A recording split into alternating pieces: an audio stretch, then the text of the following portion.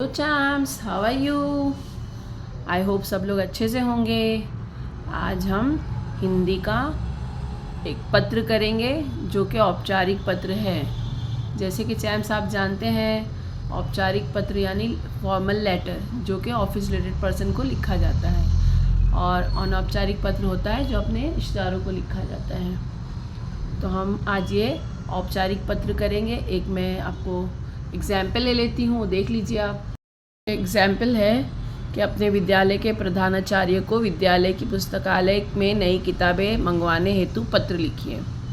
अब ना यहाँ पे आपको आपका नाम दिया है, ना आपके विद्यालय का नाम दिया है, और ना ही आपके जो है किसी किताब का नाम दिया है कि ये मंगाना है आपको, ना प्रधानाचार्य का नाम दिया है।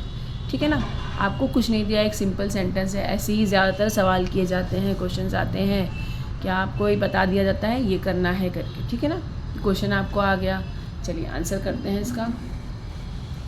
देखिए, जैसे कि मैंने इससे पहले वाली वीडियो में बताया था कि जब आपको कोई नाम नहीं दिया जाता है तो आप एक नाम रट लीजिए। वही आप हिंदी, इंग्लिश, मराठी सब केस में वही नाम यूज़ कर सकते हैं कि हर लैंग्वेज में नाम तो सेम ही रहेगा ना। तो मैंने यहाँ पे लिख दिया है औपचारिक पत्र। अब मैंने लिखा है सागर अपार्टमेंट 2315 मुंबई। ये नंबर और ये नाम और एड्रेस जो है मैंने एक ही लिया है जो लास्ट एग्जाम्पल में भी लिया था। ठीक है ना। अब देखिए, एक सवाल आया था मेरे पास, कमेंट आया था कि अगर हम हिंदी में लिख रहे हैं तो ये भी हिंदी में लिखना ज़रूरी है। हाँ बिल्कुल, अगर आप हिंदी में लिख रहे हैं तो हिंदी में लिखना ज़रूरी है। हिंदी और मराठी वैसे सेम ही होता है, लेकिन हिंदी में लिखना ज़रूरी है। और इंग्लिश में अगर लिख रहे हैं तो इंग्लिश में अल्फ़ाबेट में लिखेंगे, SAGAR। ठीक है ना, समझ में आया ना। ये स पे आ की मात्रा, ग और र, ये ऐसे आपको हिंदी में लिखना है। हर चीज़ आपको हिंदी में लिखनी है यहाँ पे, नंबर्स भी। तो मैंने यहाँ पे देखिए लिखा है सागर अपार्टमेंट 2315 मुंबई, पिन है 600009। आपने एक रैंडमली पिन ले लिया, मैंने यही पिन याद करके रखा है। अपने जो भी हैं स्टूडेंट उनको यही बताया है, तो आप भी अपने हिसाब से कोई भी एक रैंडमली याद कर लीजिए, ताकि एग्ज़ाम टाइम में अभी क्वेश्चन आ गया, आप सोचें किसका नाम लिखूँ, कैसे करूँ, तो ये आपके पास एक क्वेश्चन है, ये एग्जाम्पल है कि आप ऐसा ले सकते हैं। उसके बाद एक लाइन छोड़ के दिनांक, ये जो रेड लाइन से लिखा है मैंने, ये कंपल्शन है ना, ये लिखना ही है आपको। अब ये आप तारीख, जो डेट है, दिनांक जो है वो कुछ भी आप अपने हिसाब से लिख सकते हो, अपने हिसाब से लिख सकते हैं। तो ये 12 अप्रैल, क्योंकि आज 12 अप्रैल है 2025 का। ठीक है, इतना ही समझ में आ गया। ये आपका एड्रेस है। फिर नीचे जो है सेवा में, आप किसको दे रहे हैं, तो आप सेवा में दे रहे हैं प्रधानाचार्य को। अपने हिसाब से सरस्वती विद्या मंदिर मैंने नाम लिख दिया है।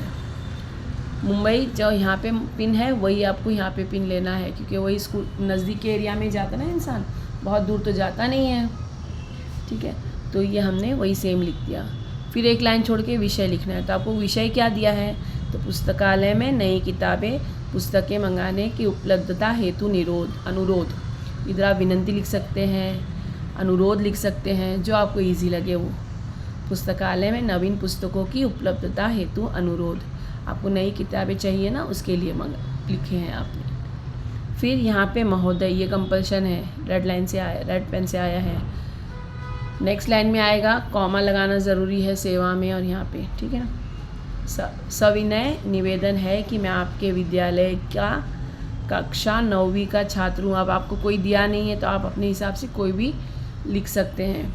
मैंने यहाँ पे लिख दिया कि कक्षा 9वीं का छात्र हूँ। हमारी विद्यालय में पुस्तकालय में कई पुस्तकें पुरानी हो चुकी है और कई विषयों की पुस्तकें उपलब्ध भी नहीं है। ठीक है ना, इससे सभी छात्रों के अतिरिक्त अध्ययन में कठिनाई होती है। ये पहला पैरा है जिसमें निवेदन किया है कि हमारे विद्यालय का 9वीं का छात्र हूँ मैं, और हमारे विद्यालय के पुस्तकालय में कई पुरानी पुस्तकें हो गई हैं, पुस्तकें जो है पुरानी हो चुकी है, यानी फट वगैरह गई होगी, और कई विषयों की पुस्तकें उपलब्ध ही नहीं, यानी वहाँ पे है ही नहीं।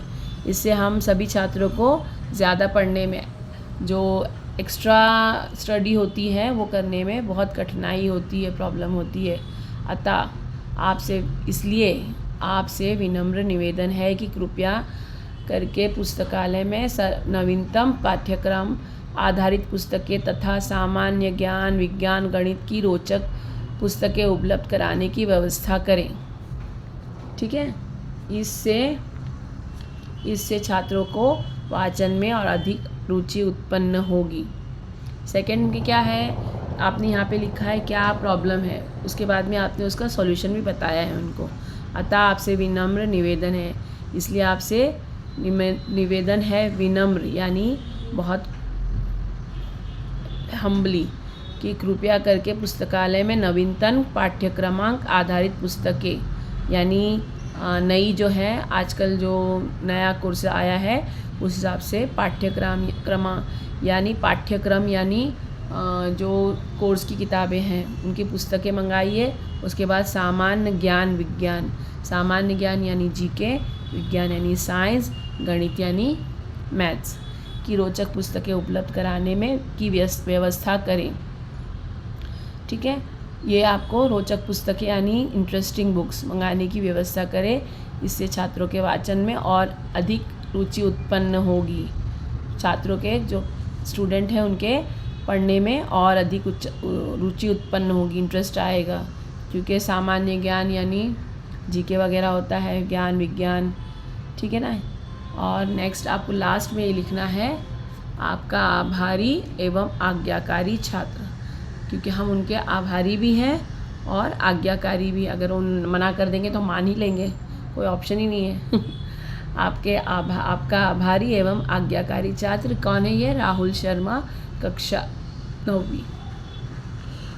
तो ये आपके समझ में आ गया होगा। इजी है बहुत, आपको बस देखना है और लिखना है। थोड़ा सा जो क्वेश्चन है उसी को आपको थोड़ा सा एक्सपेंड करना है, अपने हिसाब से लिखना है।